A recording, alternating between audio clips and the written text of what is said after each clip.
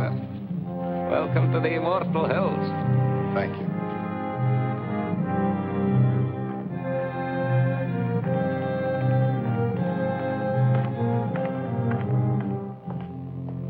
So, by way of making you feel right at home, Bobby. Mr. Chairman. Come along, sir. After you. This is your place now, you know.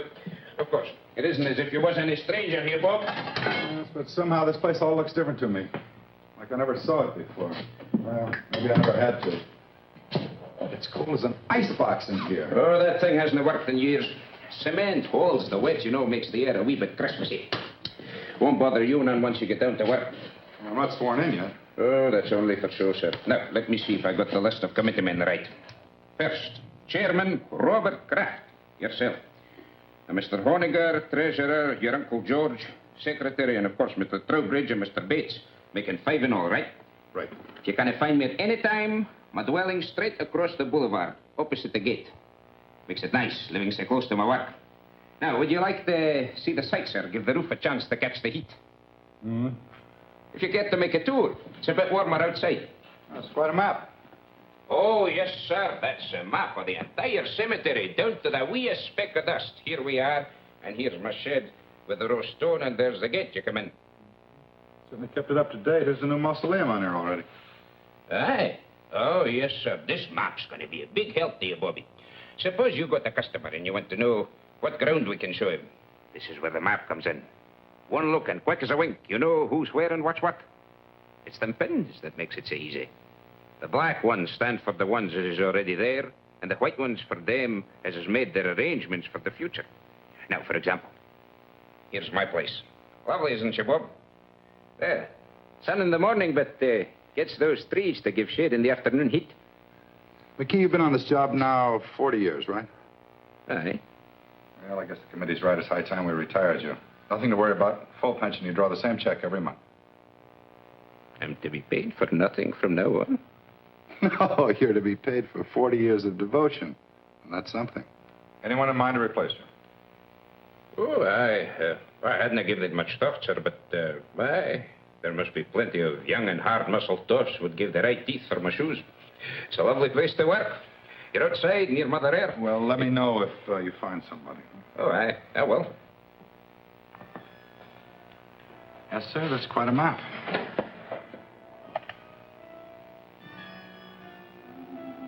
Pardon me, sir. I just wanted to show you where we keep this in case of emergencies. No need to worry, though. We haven't had none yet. Oh, you expecting visitors, sir? No, but that sounds like Stu Drexel. Oh, aye. Drexel and Pretty Beth Ferris. Did I hear they was promised? Looks like they're hitched. She finally caught me, Bob. Bethy, many happy returns of the day. Stu, that's a great place you picked for a honeymoon. Oh, marriage has made me conservative. How about it, Mrs. D? Can I carry you over the threshold? I still don't think it's so very funny. I think it's positively awful if you really want to know the truth. Oh, Bethy, don't be that way. What's the trouble? How would you like to get a cemetery plot for a wedding gift? Now, Bethy, you know Pop never meant it for a present. It's just a formal, legal sort of thing. You see, Dad left part of my inheritance in trust for when I got married. One of the provisions was that myself and my wife had first-class accommodations here at the Immortal Hills. Doesn't cost us a cent, but we have to buy the plots before the bank will let me have the cash.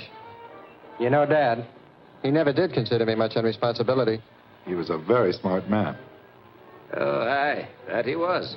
And though a bonny bride should have her thoughts far from doom, it's a lucky girl whose father-in-law provides from the beyond for her future. Isn't he sweet? Thanks, Scotty. Bob, give us a couple near the old man, will you? And call up Owens at the bank in the morning so I can cash a check. I don't think it's funny at all.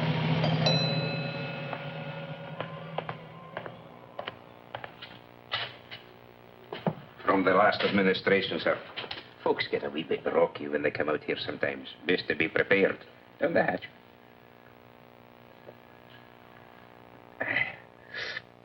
Thank you. Oh, over here. That's where the Drexel bunch is. It'll get so you'll love it out here, Bobby. It's a fine and green and lovely place. A fine place to slip away from the cares of the world. Slip away and live a wee bit.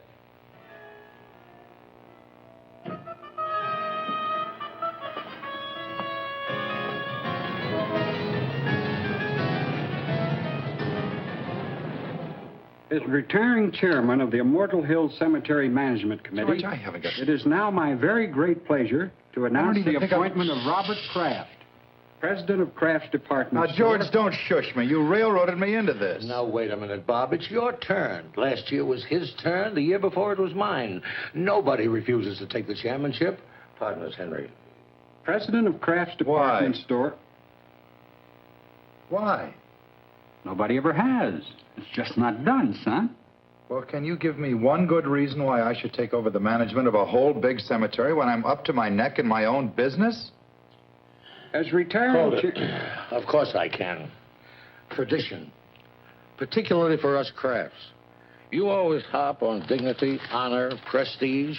Well, how do you think we got it? Because your great-grandfather, your grandfather, and your father served on every community project, board, and committee that was ever created. They served for free, but they did it for business. That's what a fine family has to do in this town. And you can't refuse to do it without losing a lot of respect from our customers. And another thing, it's just not done. Well, pass me over till next year. I'm up to my ears. Bob, do you realize you're talking about only a few hours a month at the most? McKee, the caretaker, handles everything. All you do is show up once a week and sign the checks. It's getting late, George. Proceed, Henry. Raise your right hand. Well, what about Bill Honegger? Raise your right hand. Do you, Robert Kraft, swear to discharge the duties and responsibilities of this office faithfully and completely to the utmost of your abilities? I do. Congratulations, Bob. Thanks, Mr. Trowbridge. Thank you, Uncle George. Okay, Miss Lane, you can put through his calls now. Thank you, Mr. Watson. I'll ring him for you now. Hello. There's a guy named Watson on the phone. Says it's urgent. You know him? Of Olds and Watson? Olds and Watson, you know. Oh, the Undertaker. Swell. Hello. Well, thank you very much, Mr. Watson. I'll do the best job I can. Yes. Oh, you're kidding. Well, sir, don't worry about it. I'll take care of it myself. I'll be there within an hour. Yes, sir. Thank you. Well, what about this ad? I have to wait. I'm sorry. Well, now, call McKee. You don't have to go up there every time. This is different. Somebody prominent? Stu Drexel and his wife. Stu and Betsy. No.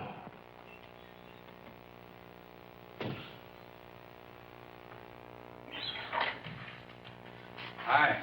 Hi, Jess. McKee, this is Mr. Jessup of the Milford Herald. Hi, Jessup. Oh, the West Slope between the Pattersons and the Finleys. What else is new? You were my big news for the day. Asked about plans for the coming year, Kraft revealed the Immortal Hills will install a drive-in bar to stimulate additional trade. I'm stuck with the obituary detail. Boy, it's cold in here. McKee, let's get that heat on that letter tomorrow. We better get ready for the interment. Aye, that'll be done, sir. And you better change the Drexel pins. Black instead of white. Oh, they already got black pins, sir. Oh, who changed them? Well, now, the last I remember was the very day they come out here to give you the order, and you stuck in 2 pins. Yeah, I guess that's right. Must have picked up the wrong color. Well, nothing. It's just a little weird, that's all.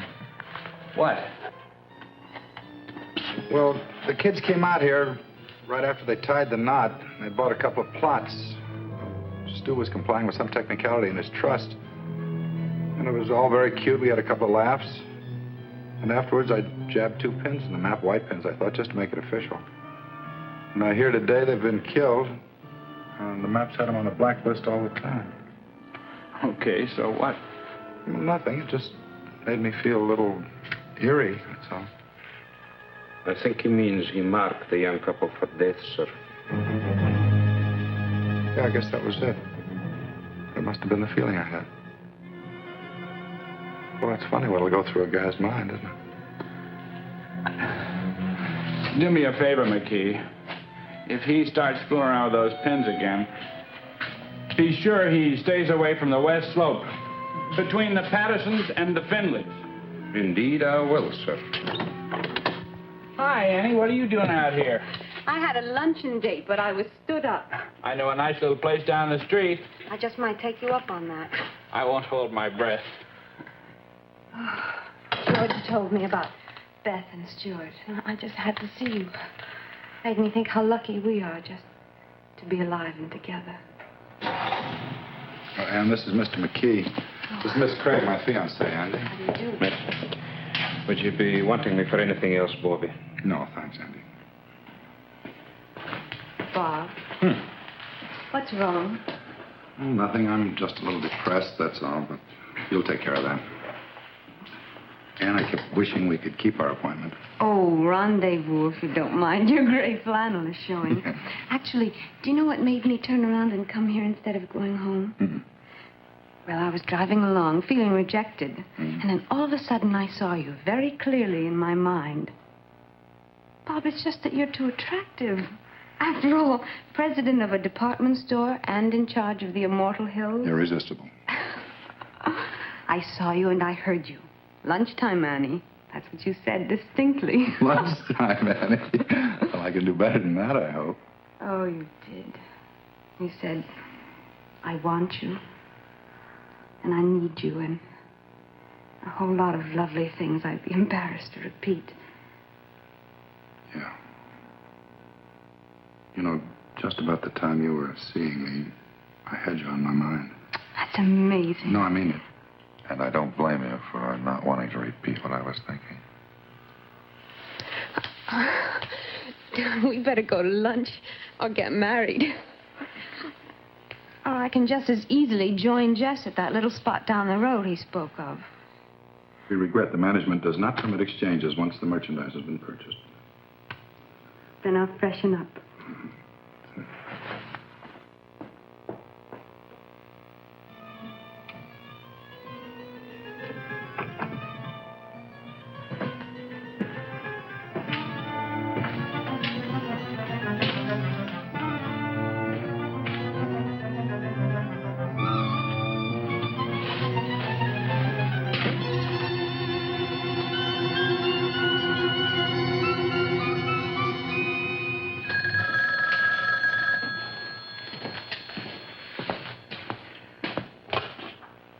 Immortal Hills Craft.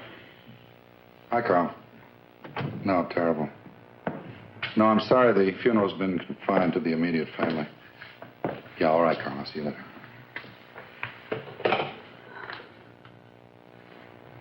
No, no.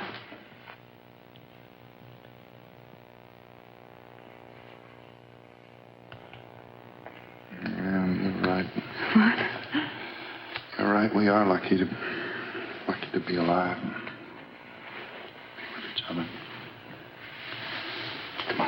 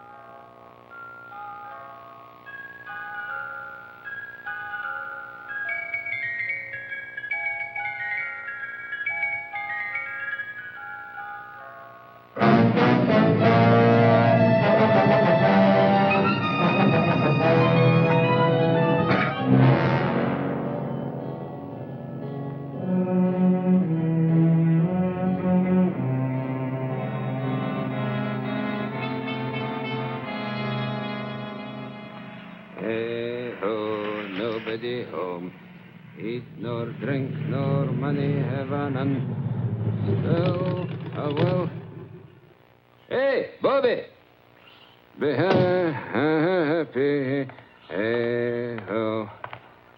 I picked the Strexel stone for glass. Fine and rich and swirly. I'm a granite man myself. Bobby, I've got a surprise. Found your replacement. Oh, well, no, not yet. But I'm scouting the countryside. This is far sweeter.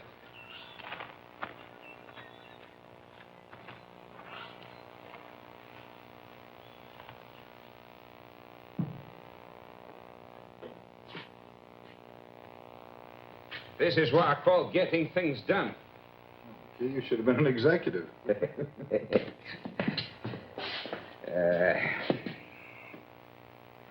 Hey, let's take off your coat, Bobby. You'll be getting overheated.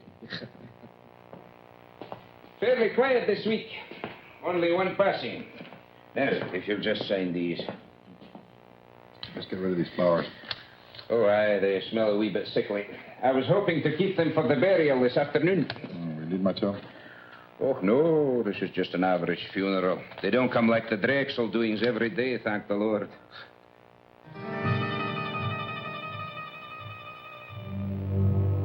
McKee, this bill for W. Isham. What's it for? Well, he's the lad for this afternoon, Bobby. Oh, and I need to look so sad. Willisham was the same age lad as me. Oh, there's something I've been meaning to tell you. Mighty queer it strikes me, Bob. I went to the map just after we got the news. They changed Willisham's pin to black. It was already black. Looks like there might be something creepy up with that map. Changing pen colors without human assistance, no less. I changed Mr. Isham's pin, Andy. But, Bob, you haven't been here since he died. Yes, please. I know. I changed his pin before he died, not a... Jess, it's Bob Kraft. Can you come over here right away? No, I'm at the cemetery. That map's nothing but an old piece of paper hanging on the wall. All you do when you stick pins in it is to make holes in the paper. White pins, black pins, safety pins. It doesn't make any difference, see? Well, look, it's unfortunate that it worked out this way, but coincidences are part of everyday life. Some are funny, some are pretty odd, but this one isn't even good enough to make the back page of the shopping news. That's all it is, Bob, coincidence. Yeah. You're right, Jess. Thanks. That's okay. Sometime when I've tied on a real headbender, you can do the same for me. What's your trouble? Well, nothing, but I've been through all this before. The grass, and the quiet, and that sound. I never knew what it was. It's the sound of a name being cut into a headstone. Yeah, I've heard of people who thought they'd been through the same bit before in their dreams. I think it's even happened to me. What would you say if I told you this happens to me regularly? Ever since I was a child.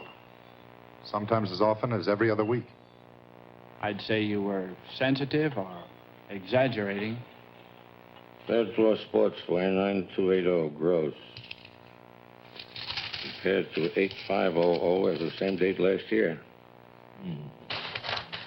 Basement sportswear. I'm going to call Bates and Honegger and Trowbridge right now and tell them I'm quitting. Don't worry, George. Nothing drastic will happen to the store. My mind's made up. You mean mixed up? I've lived in Milford all my life, and I can't remember any man who ever let that place get the better of him. Why, when I was chairman, I'll bet I stuck the wrong colored pins in that thing 12 times. If I ran out of one color, I used the other. You've only been down there a couple of times. George, I put black pins in the map for the Drexel couple the day they were killed. Now, I didn't think anything of it at the time. And then I took a white pin out of the map quite at random, and I put a black pin in its place, and today I find out the old man it belonged to died during the week.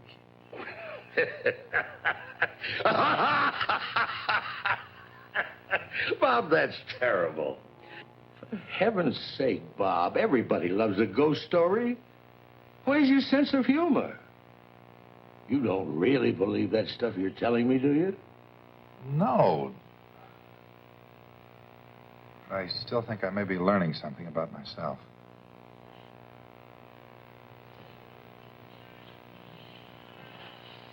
Where are you going? Oh, I think I'll just take a run out to the cemetery. What for? Sounds like it might be fun. After all, I've been trying to find some way to wipe out our competition for years. Good night, George.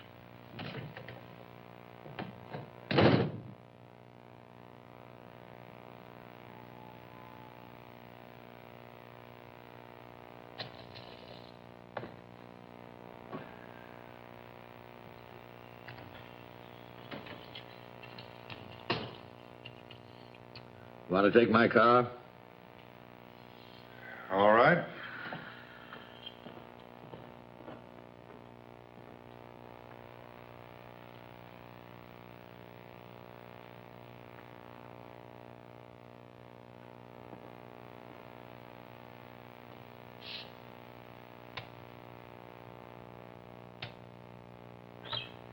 Won't be but a moment, sir. No, don't bother, McKee. I think I've got it.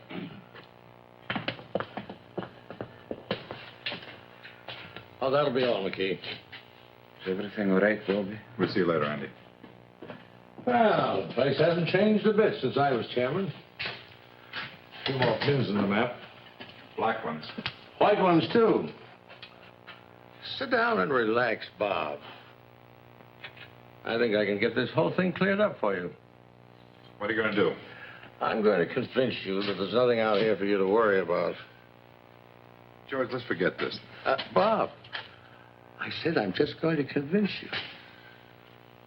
Well, George, suppose you took Henry Trowbridge's white pin out and put a black one in its place, and tomorrow morning he turned up dead. It's not a chance. Well, I know not a chance, but suppose by some weird coincidence it happened. Now, it's happened to me 3 times already. I deal strictly in facts, son. I don't go for this coincidence bunk.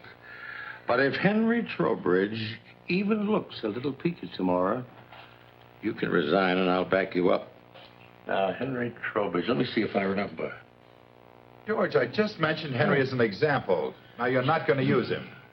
Why, Henry's as good a choice as anybody, considering he directly preceded you as committee chairman.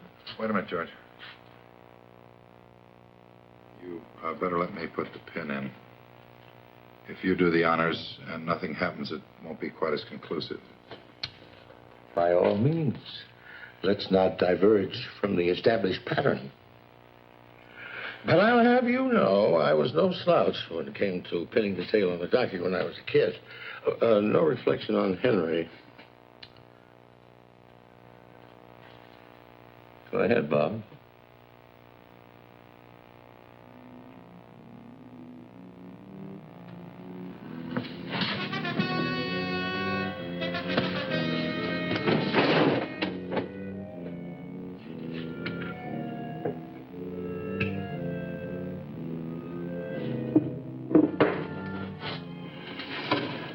Call Henry and tell him what we did. He'd only think we were kidding. No, he'd believe you. Then he'd call my physician, and he'd reserve a nice quiet room for me at Providence Hospital. Let's keep this quiet, my boy. Henry can't complain. After all, if his term had run a week or so longer, he might be having the willies instead of you.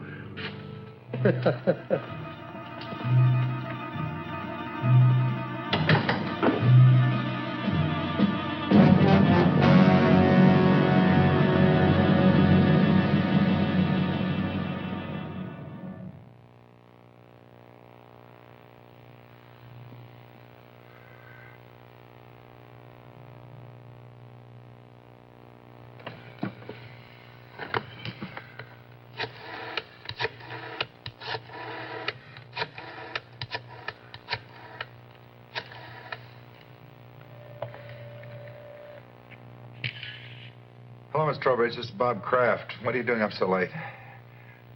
Nothing serious. I just meant to call Henry earlier and it slipped my mind. Put him on, will you? Or if he's watching the movie and enjoying it, ask him to call me back during the commercial. No, Bob, just hold on and I'll get him. He's upstairs reading in bed, but I'm sure he's not asleep. All right. Bye. I hate to disturb him. You just told him where I was.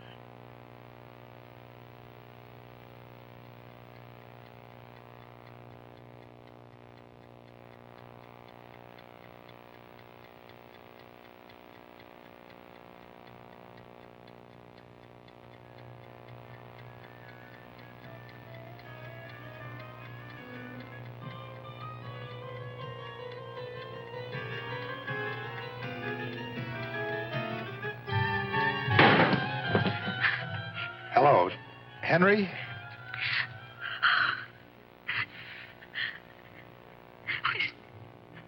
He's not breathing, Bob.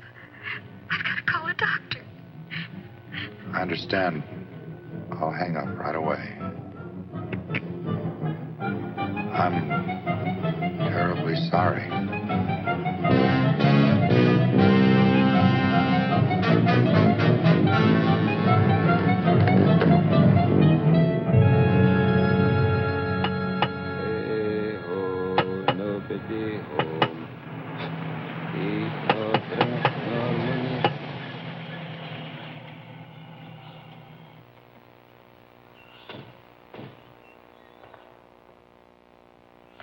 Wait here. This won't take long. Morning. How do you do, sir?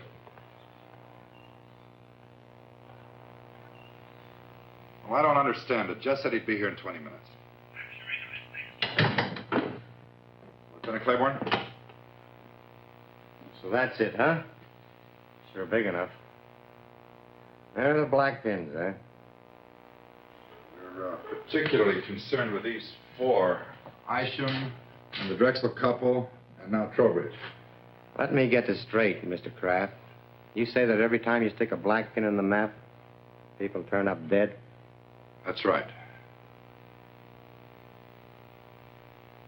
Well, go ahead, Lieutenant. You think I'm a crackpot, and I hope you're right. I just want to prove it beyond a reasonable doubt.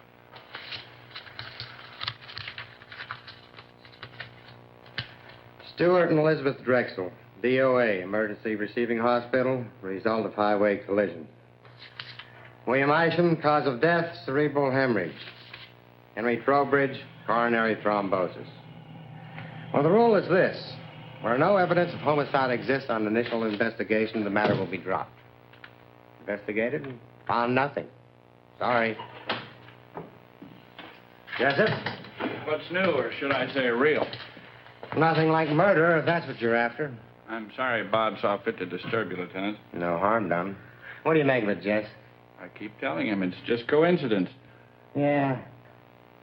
If I were you, Mr. Kraft, I'd take a week or two off. Take it easy. You forget all about it. If you're going to use the story, kindly refrain from mentioning my name. I know. Lieutenant Claiborne, with an E on the end.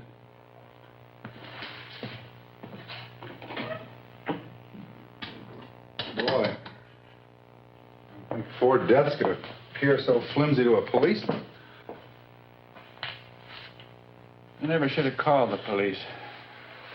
Claiborne's one of the best. Any other guy might have looked for a big, heavy book to throw at you. Yeah, maybe you're right. On the other hand, maybe that thing's dangerous. Really dangerous. Or maybe the element of danger is in a man. In me. Bob. Is there something different about me, Jess? I'm really beginning to wonder. Hey, buddy. If there is anything to this map bit, don't go blaming it on nameless forces. Maybe somebody's trying to scare you. Could be you got an enemy or two.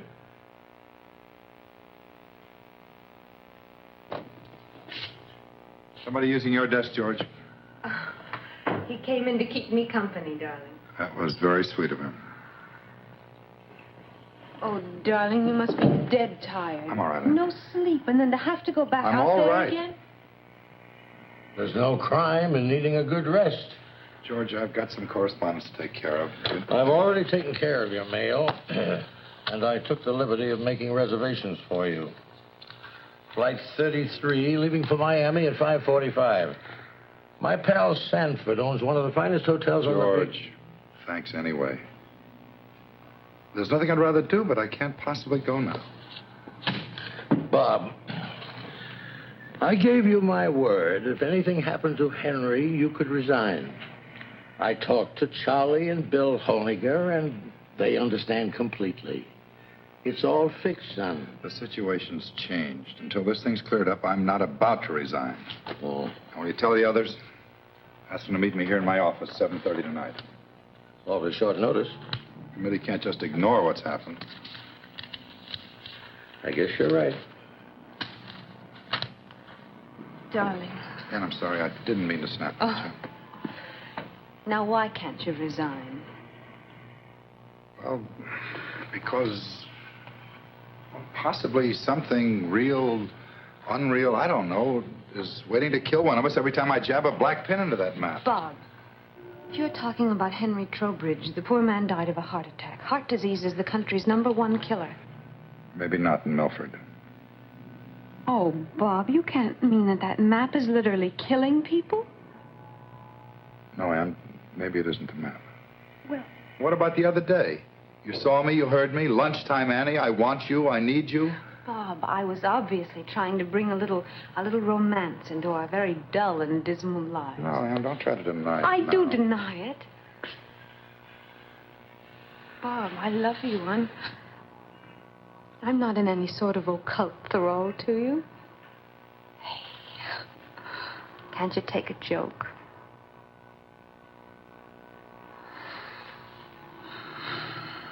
All right, then I was lying too. Does that bring you back to reality again?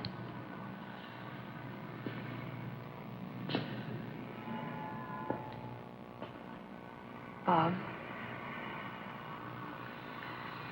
I think we better take advantage of those plane tickets. George's Mr. Sanford's could be best man. The offer's awfully attractive. I love you so much. And if you're going to cry, do it someplace else.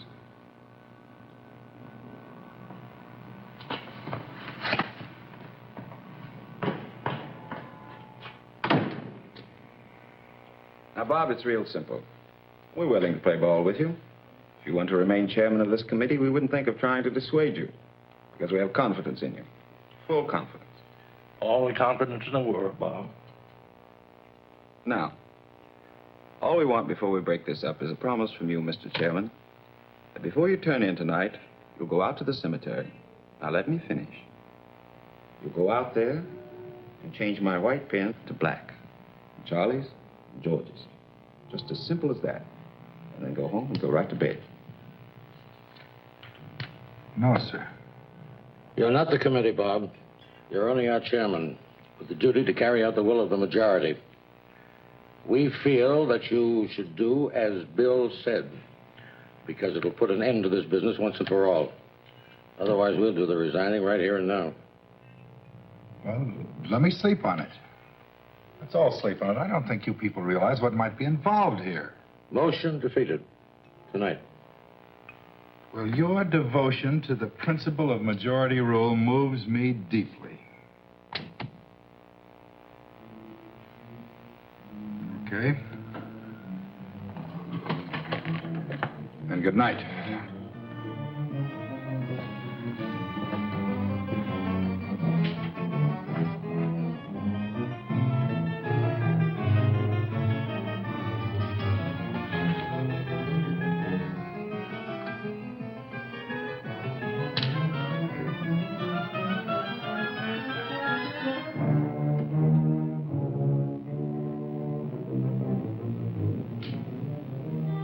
Charlie?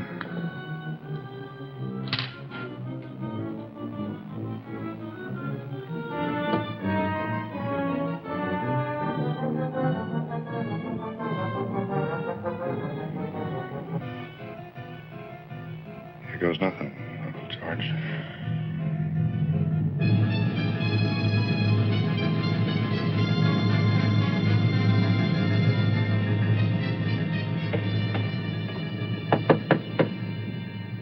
Who is it? It's me, Bobby. Open up.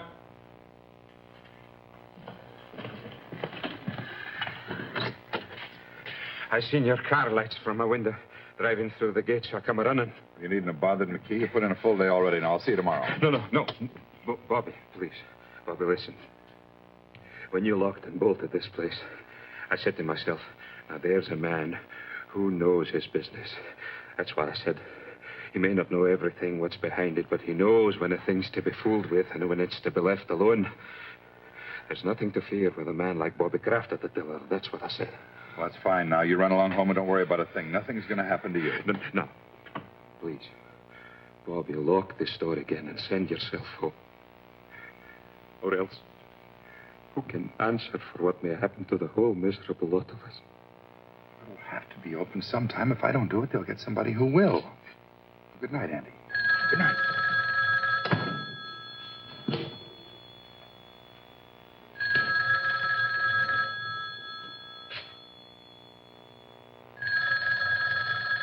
Andy, go home.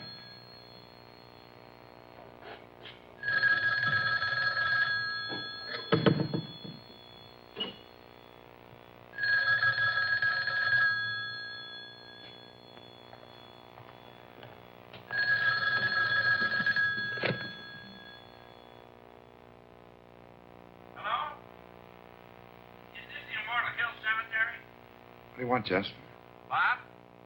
Why didn't you answer me? I've been looking all over town for you. I'm calling from your place now. What are you doing at the cottage again? Haven't you had enough for one day?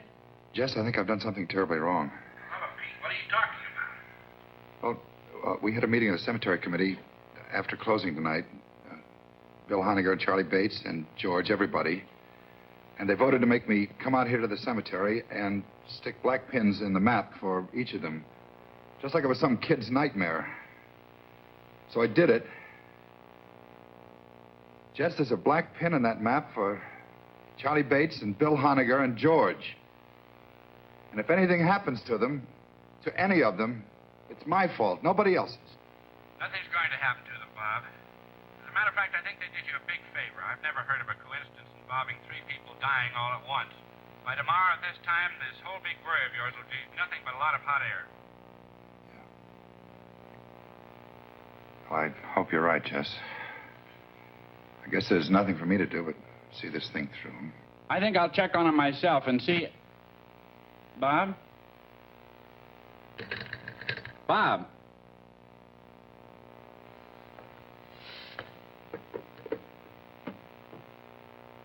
Honegger, Bates, and George.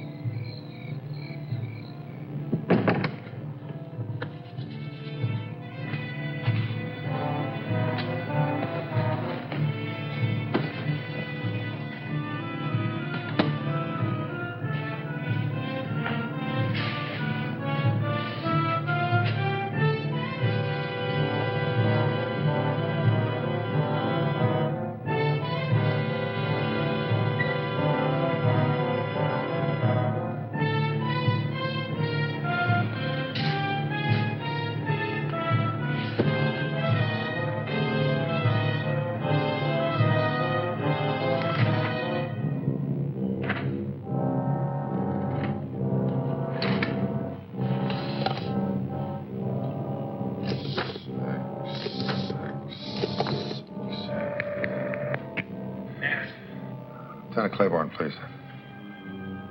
Homicide. This is homicide subject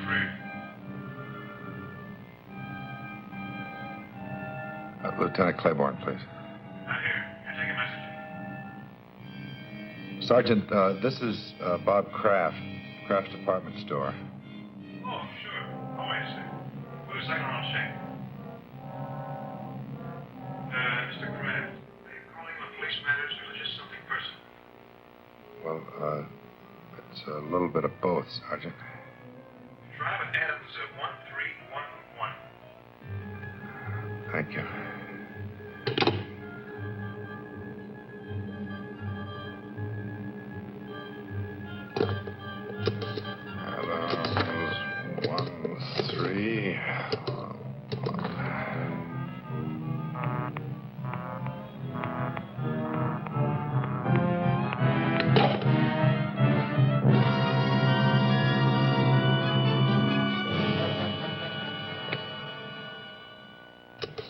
Adams 1311.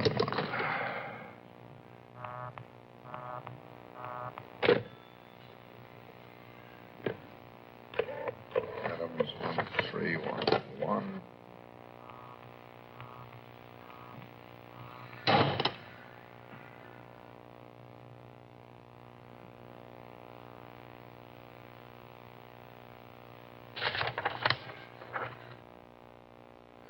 Honiger, Adams 1311. Adams 1.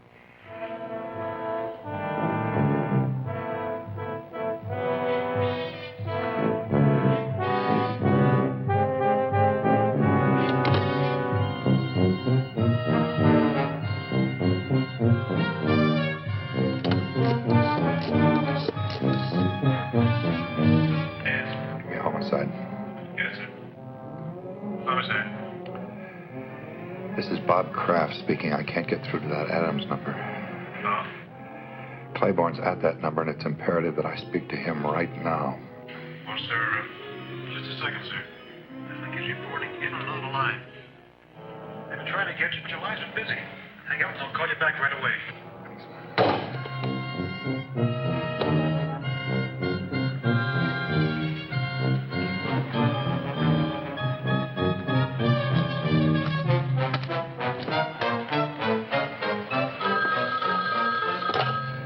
Something happened to Bill Honiger.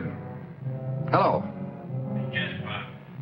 Jess, I'm expecting a call from Claiborne. Hang up. Call me back in 10 minutes. Claiborne's with me. Let me talk to him. He's not here now. What's wrong, Jess? Bill Honiger's dead. As soon as I found out, I routed Claiborne out of the sack and filled him in on the whole wild story. We were over at Honiger's in 10 minutes with 2 squad cars detailed to cover Charlie Bates and your uncle.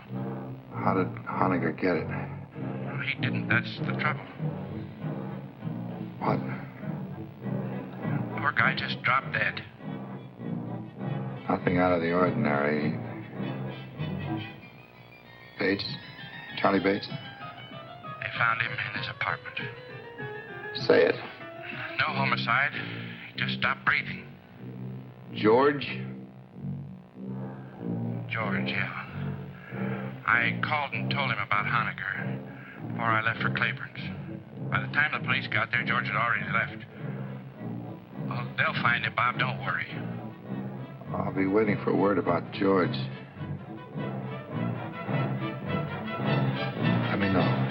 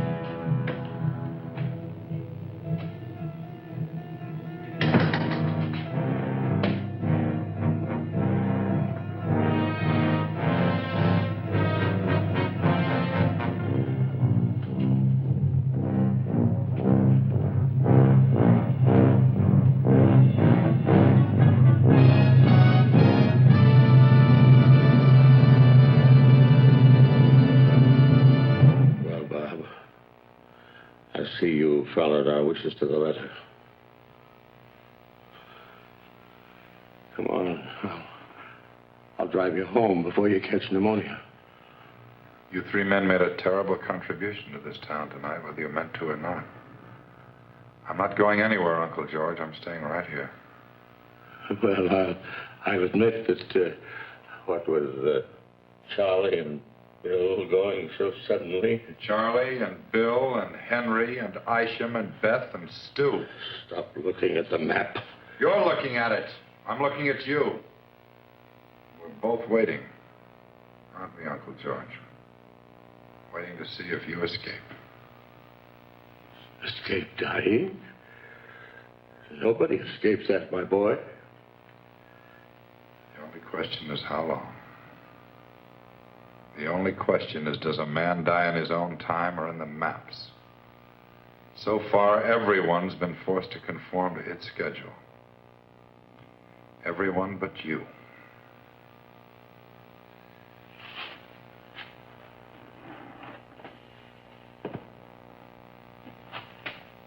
That puts me back on schedule. My own schedule. If it makes you feel any better.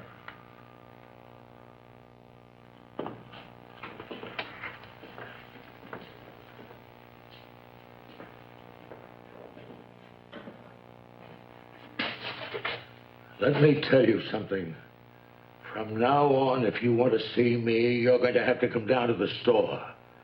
I won't make another special trip on your account. Next time I see you, George, we'll both be right here.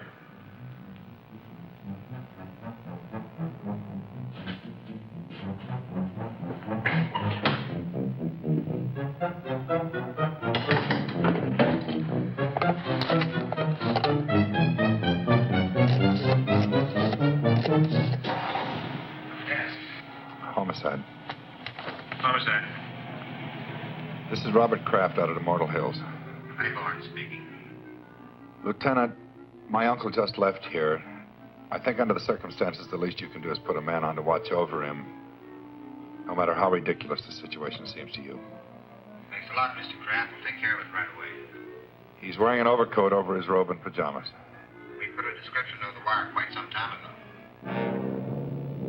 And you do think there's danger? Sergeant, Kraft, George F. driving east on Bunker Hill. Road from destination Manor Apartments, Big We'll have your uncle safe and sound in 10 minutes, Mr. Kraft. You'll hear from me.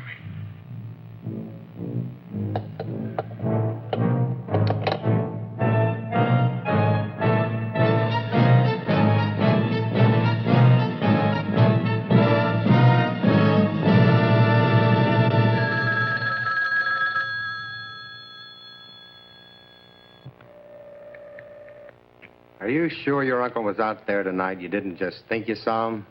I told you he just left here. That was 2 hours ago, and no sign of him anyplace. I put out on all points after the first hour. He's not on the road, and he's not home. Pull the wire, Lieutenant.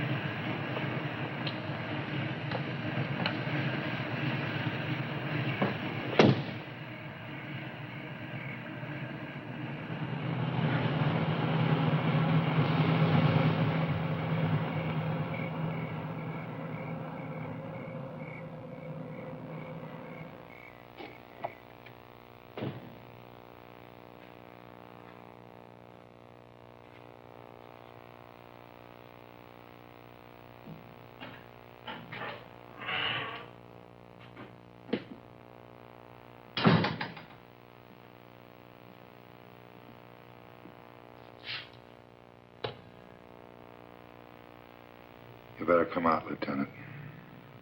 He's still here.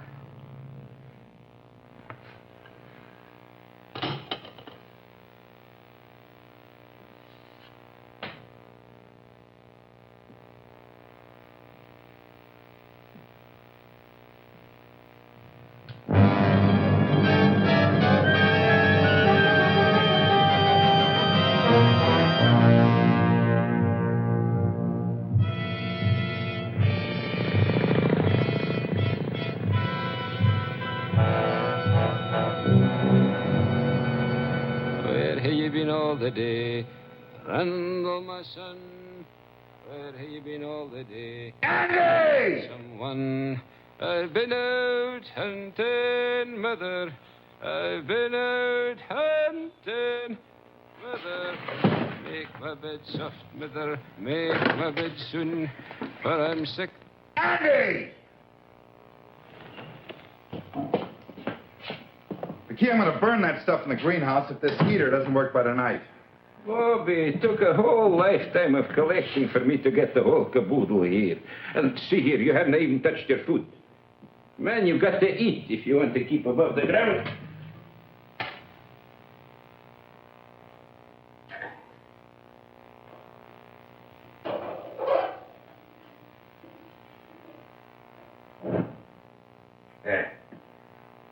Lights for me, Bobby. Of course, I can't answer for what happens after sundown.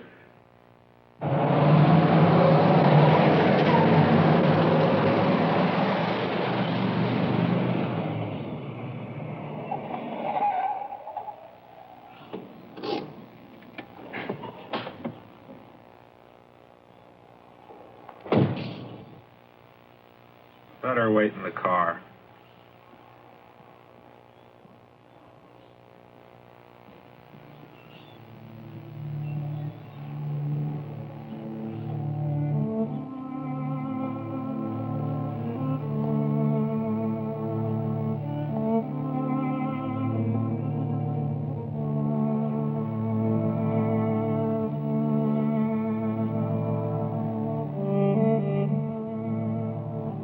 Irresistible. Aren't I crazy? Completely. I'll never change, I'm afraid. Annie, I'll see you later. Bob, please. I take it back. What? That day in the car, I did see you and I did hear you. I really did. I should never have denied it. It's all right, Annie. I'll see you later.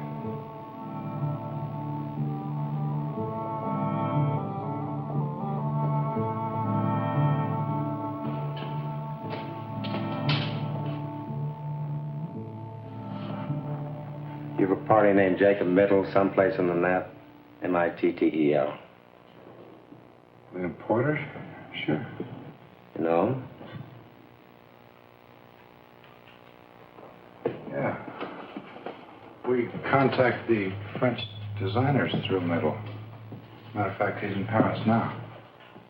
Better strike him out. Jay? Go ahead.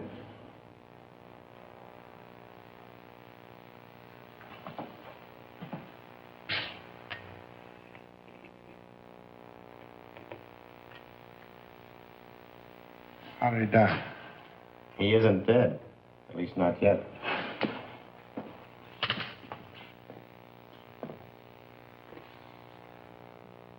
I know what you're thinking, Mr. Kraft. You're thinking that we tricked you into killing Jacob Mittel. Well, you're 100% right, so try to relax, huh? This one's on the police. You see, Jacob Mittel's in the prime of life. No previous major illnesses, no record life expectancy, exceptionally good. And he's in Paris with all that ocean water to protect him from this mess. Up until now, all the deaths have been confined to the local area. If it strikes somebody on another continent, then we've really found something. I knew I should have gotten rid of those pins 4 days ago. Even the map, the whole thing, out. What I want to know is, what are you going to tell the district attorney is responsible for these deaths? We gave this case a real full-dress investigation, Mr. Kraft. Questioned you and all the other suspects and witnesses until the point of comedy. Found nothing. No motive, no opportunity, no suspect, no crime, no weapon. Except 7 pins went in. And the 7 people died, not 1, 7. Who put in those pins? You did, all 7.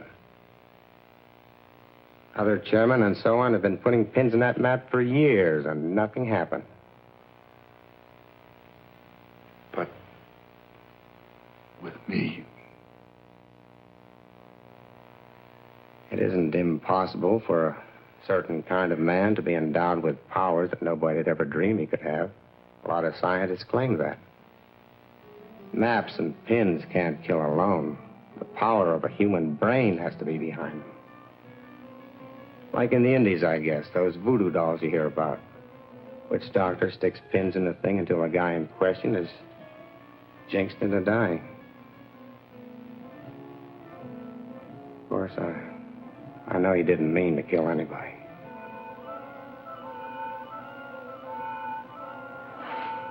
I have to get back. You'll hear from me the minute we get word.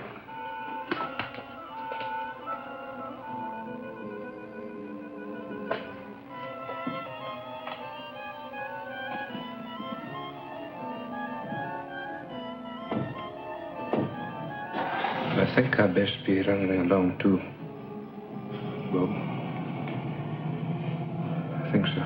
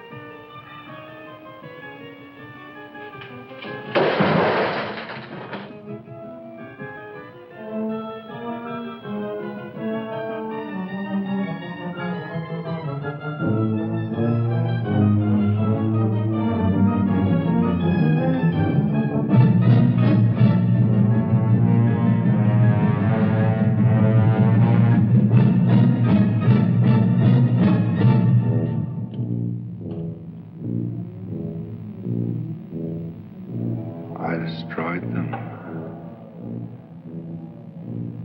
Something in me killed them. Something in me.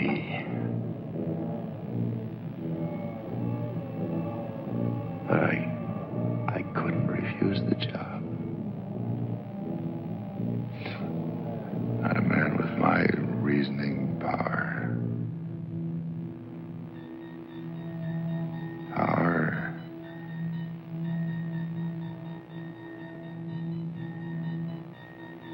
If I have the power of death using the black pens,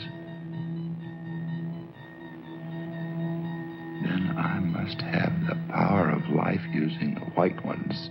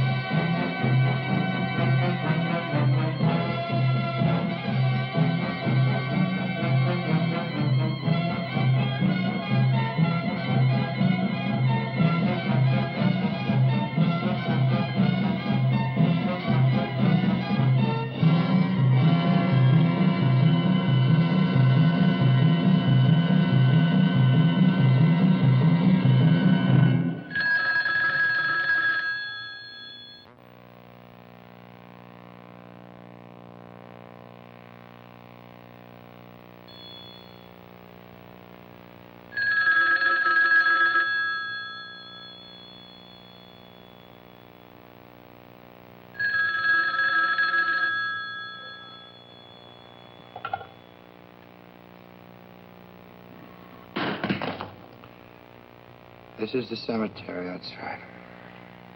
This is Rosamund Middle. Rosamund, I don't... Yes. Can't you hear me? This is Rosamund Middle. Jaysburg. Rosamund, yes. Just received a cable. Can't you hear me? You just received a cable from Paris, France. That's right. I'll read it again. Regret, Jacob W. Middle died in Hotel Royale. Body awaits disposition. Signed American Embassy, Paris, France. He died there. Died in Paris, France. Died. Jacob, probably a middle. Impossible.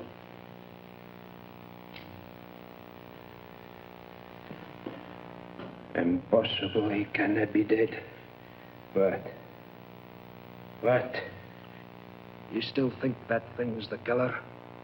Or your own puny power, Mr. Chairman? The only power you or that map ever had was me, so far as killing goes. You marked them for death, Mr. Chairman, but who did the deed? Andrew McKee. Oh, Andy. Why? You and your high and mighty committee, turning out a man with 40 years of service on the grounds. 40 years. I told you, Andy, a full pension. It isn't cash what keeps a man going, lad.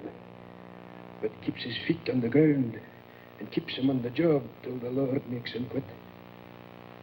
The Lord. And nobody else. This is my house, my lands, my activities. Aye. We come a long, dark road to put this gun to your head, Bob. Andy, we never tried to take anything away from you. I made sure of that.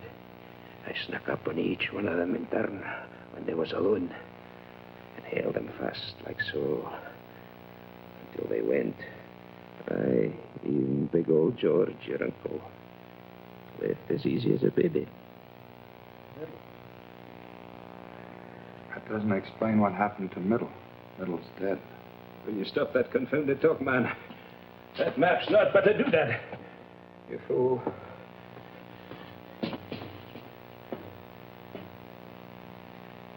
There's nothing to fear here.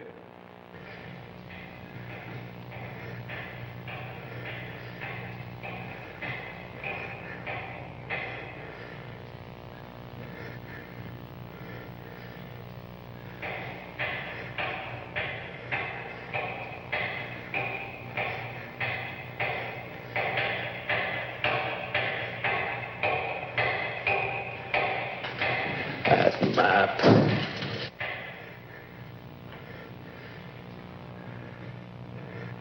Andy, talk about something else, quick. It's important. We're finished with talking. Finished you are with maps and pins black and white. Talk about something else, I said. It's important right now. Talk about anything else. Now.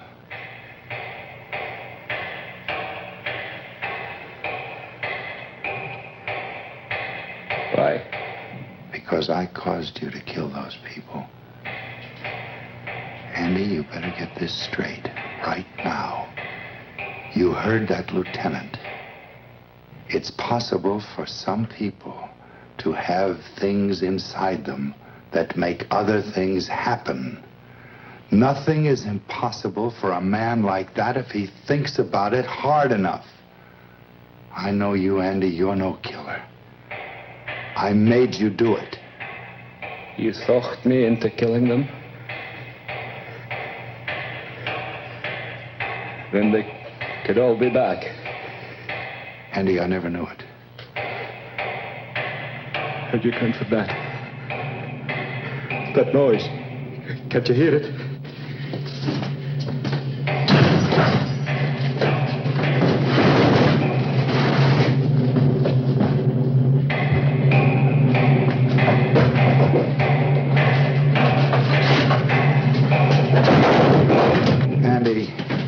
Andy, stop. There's nobody.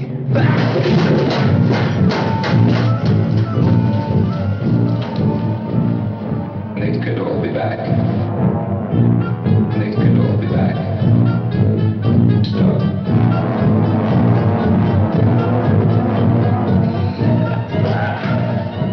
Don't let it take me, sir. Go with that. You should have settled 5 minutes more. But now it's too late.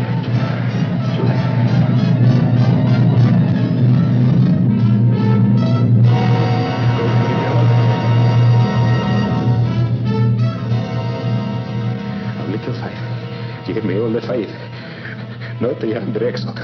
Go away. Go away and leave me alone. Go away. Go. Save me, Bobby.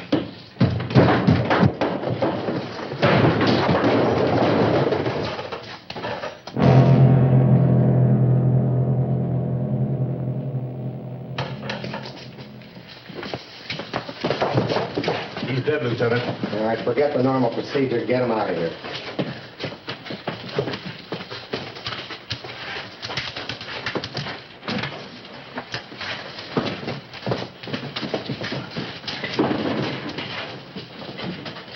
Exhibit A. He really didn't need it. They died of fright first, just like he did. You're forgetting about those 7 trips to the mausoleum, Lieutenant. 7 bodies, 7 trips. They helped. Lieutenant, Jacob Middle died in Paris. Well, that was a plant, Mr. Kraft. Middle's all right. Sorry we had to put you through this, but it was the best way to make McKee come out in the open.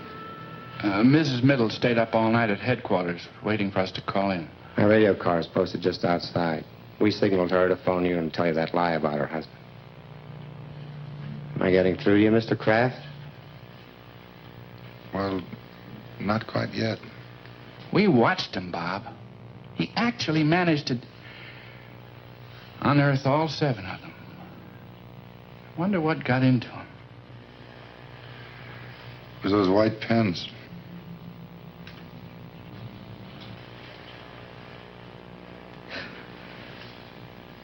It was.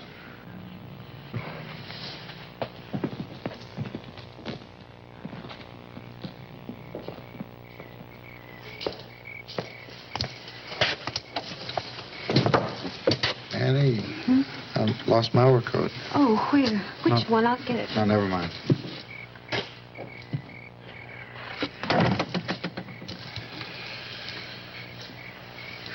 I think I can find it myself.